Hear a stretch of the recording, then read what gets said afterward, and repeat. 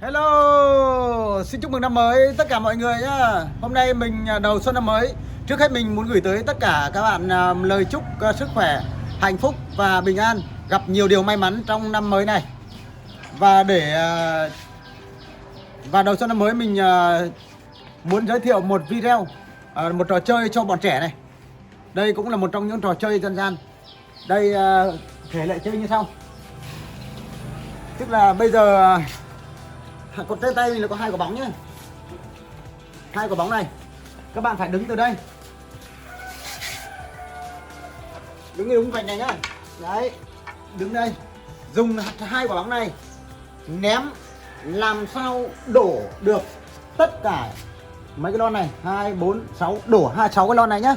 Dùng 2 quả bóng ném từng quả một, ném xong quả này, xong lại ném quả khác.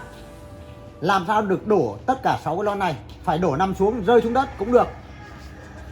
Còn nếu nằm trên này không được, miễn rằng cái quả lon này là phải nằm như này là được. Nếu như bạn nào dùng 2 quả bóng này đổ hết toàn bộ thì chúng tôi sẽ tặng một bao lì xì này nhá. Một bao lì xì. Rồi. Và nếu như dùng hai quả bóng này mà ném không đổ hết, mà là đổ 6 lon mà chỉ đổ 5 lon thôi, còn 1 lon, nếu còn 1 lon thì chúng tôi sẽ gọi là khuyến khích sẽ tặng một gói bim bim hoặc một chai này, tùy lựa chọn nhé. Bạn nào muốn chọn là cái gì cũng được. Đây chúng tôi để quà tặng đây, một trong những cái quà tặng để đây rồi. Thì nếu như đổ còn 1 lon thì được tặng cái này, nếu mà đổ hết thì sẽ được tặng một trong những cái bao lì xì này nhá. Thôi bây giờ bắt đầu vào cuộc chơi nhá, không nói nhiều đâu. Bây giờ thì cháu nào là chơi trước? Cháu. Nào, chơi trước à? Ai? Thôi, bây giờ đứa nào mới chơi trước cả, bây giờ để công bằng nhá. Ẩn tu đi. Ai thắng thì ném trước nhá. Ẩn tu. Cái gì? Không mẹ. Cái gì? Cái gì? Hiền thắng. Đây, Hiền chơi trước. 2 quả nhá này. Rồi. Mẹ bên kia. Không được rồi. Nào, bây giờ nào.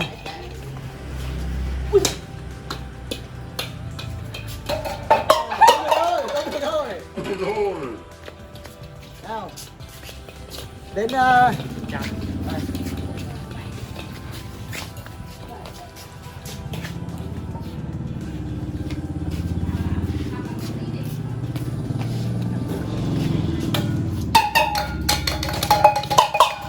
rồi. Nào đến lượt Bấm. cháu nhỏ nhá. Đây này. Mọi người có luật là như vậy, nhưng mọi người có nhất trí với mình là riêng cháu này nhỏ nhất, cho nên ưu tiên cháu là được ném 3 quả nhá. Ưu tiên vì cháu nhỏ. Thôi, ném 2 quả, còn 1 quả nữa. Đây dành riêng cho cháu đấy. Ném trúng con đấy. Ôi trời, ôi trời. Quả nữa bóng này. Từ từ. Ôi rồi. Ném mạnh vào. Bọn trẻ đã chơi không cháu nào trúng cả nhá. Được, bây giờ trúng thưởng cả nhá. Bây giờ đến lượt mình cũng thử thách bản thân mình xem có được không nhá. Mình cũng dùng 2 quả bóng ném đổ mấy lon này.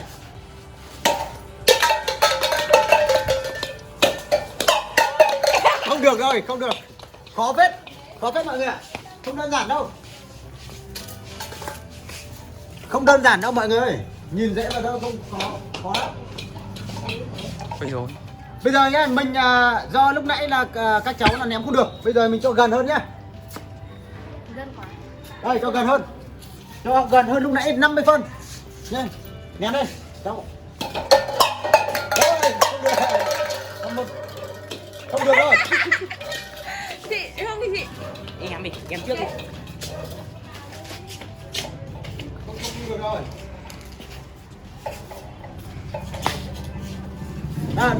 Đến cháu này nhá, đến cháu trai nhá.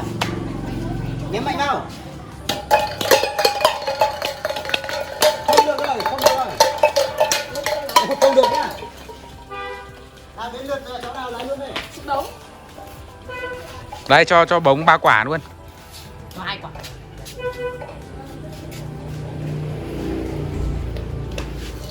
Xếp Rồi, bây giờ cho cháu này ưu tiên 3 quả nhá, vì cháu bé nhất, cho 3 quả. Nhắn đây. Đây, cháu này cháu ném phải đúng như nhá. Ném vào đây hoặc ở đây này, đổ mấy cái lon này nhá, nhớ đây. Đấy, Ok. ném mạnh không? Ôi, không được rồi, quả nữa. Không được rồi. Đây.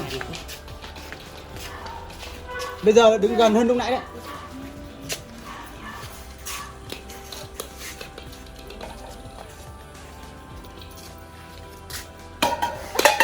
Ôi.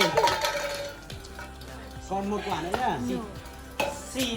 Không được rồi. Chạy giống em á. Đây, đến lượt cháu nào đây? Ôi, không được rồi.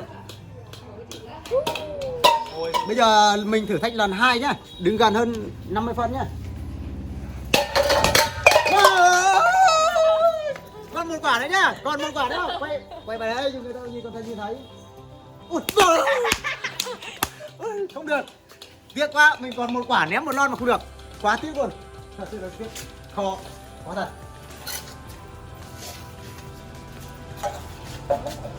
Tiếc nhỉ? Đổ hết rồi. Và qua 2 lượt vừa rồi là không ai trúng thưởng nhá. Bây giờ đến lượt thứ 3. Lượt thứ 3 này là lượt cuối cùng nhá, tức là lượt cuối cùng đấy. Bất quá tam 3. Lần thứ 3 là nếu không ai trúng thì thôi nhá, là nghỉ cuộc chơi nhá. Bây lần thứ 3 sẽ bạn này ném đầu tiên nhá. Ném đi.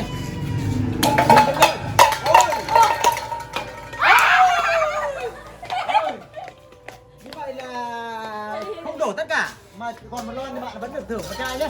Đây bạn chai 247 nhé. Đây, cho tao đây.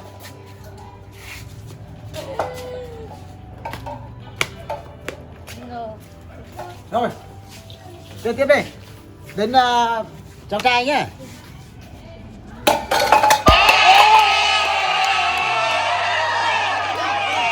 Bây giờ cháu ném một quả mà đổ tất cả thì bên này cháu sẽ được ném sang bên này. Được. Như vậy là cháu được đây.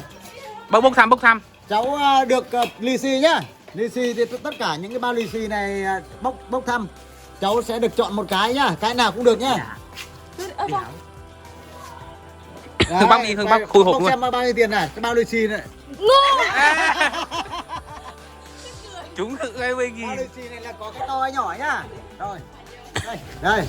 Đâu ném đi này. Đây. Đâu ném vào đây nhá. Nhìn ném vào tất cả những chỗ này này. Thấy nhớ chưa? Cho cháu 3 quả. Luật chỉ có 2 thôi nhưng cho cháu 3 quả. Vì cho bé nhá. Ôi giời, cháu ném vào đấy. Ném mạnh vào. Một quả nữa cháu ơi. Cháu được ném một quả nữa nhá. Đây. Cháu nhỏ này ném 3 lần rồi nhưng không được cái giải thưởng gì. Nhưng mà dù sao cháu là người bé nhất nhá. Cho nên chúng tôi vẫn động viên cháu một có cái pin. Đây. Cháu không trúng thưởng đâu nhá, nhưng mà mình khuyến khích cháu nhỏ nhá. Các bạn này nếu các bạn thấy hay và động cổ vũ cho cháu nhỏ này ấy, thì hãy để lại một like nhá, đăng ký kênh, chia sẻ cho mọi người cùng xem nhá. Đến lượt mình nhá, lượt mình ném nhá. Mình ném lượt cuối là lần thứ 3 nhá.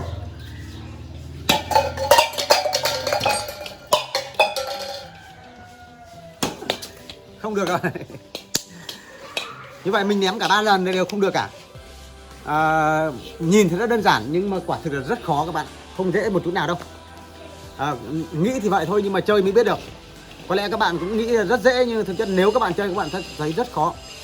Mặc dù mình đã không thể thành công được.